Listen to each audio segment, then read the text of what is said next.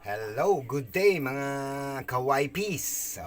Bago tayo mag-umpisa, ako'y nagpapasalamat sa inyong lahat sa mga manonood at manonood ng video na to. Ano ba ang topic natin ngayon? Review. Review tayo ng X88 drone.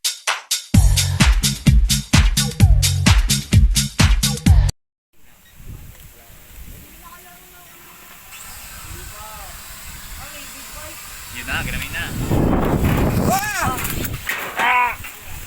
Sakit ah.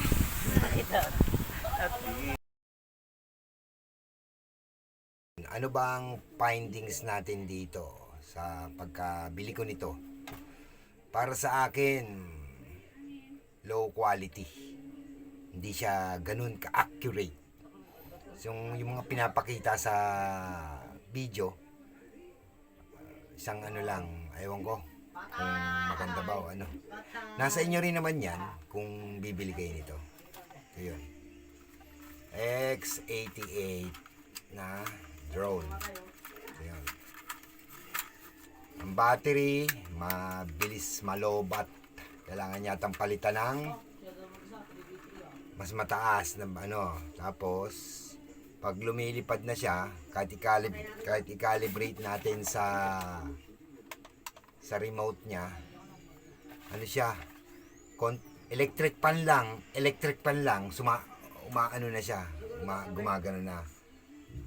Siguro sa mga mag-aaral, may hirapan dito sa X88 na to. May sariling mundo to, ewan ko.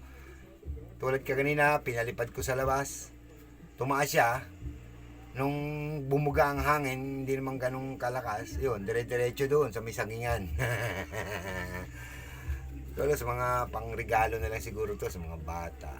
Kasi sa mga katulad ko, mga baguhan, pag bibili ng ganito, yung presyo nito medyo mabigat pa. Hindi katulad sa mga talagang ano na, alam niyo na, yung mga YouTuber na talagang may pera na, kahit bumili nito at mawala, okay lang. Diba?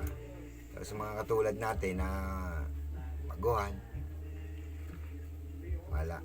Kailangan lang to sa ano, laruan, parang laruan lang ng bata. Yung camera niya, Diyos me, ang puti. Sa mga gumamit ito, kung accurate sa inyo, maganda. Pero yung akin, tong experience ko sa drone na to, wala. Down.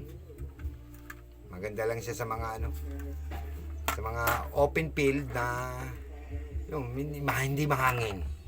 Maaari siguro siyang lumipad ng ayos. Kasi minsan sa loob ng bahay, pinalipad ko, electric fan lang. Bumuga na, hindi na maintindihan kung sa pupunta. Tapos yung battery niya, bilis malobat. Kailangan yata palitan ng mas maganda. Talaga pag China. In-order ko, dual cam. Ang dumating sa akin, single cam. Wala yung isang camera dito, butas. Wala, Ayan, wala. Ito lang. Tapos yung camera niya, hindi naman ganun ka-accurate. Ano yung gaano? Parang ano, kaya hampas lang ng hangin. May kanya-kanya ng mundo. Kaya kung bibili kayo ng ganyan, siguro isip-isip din. Kung gusto niyo magtapon ng ano, alam niyo na, yung presyo niyan. Yan lang ang finding ko dito sa X88 na to, na drone. Kaya kung bibili tayo ng drone, siguro, pag ipunan na natin ng maayos, bilhin na natin yung magandang klase. At least, satisfy kayo pag pinalipad nyo. Diba?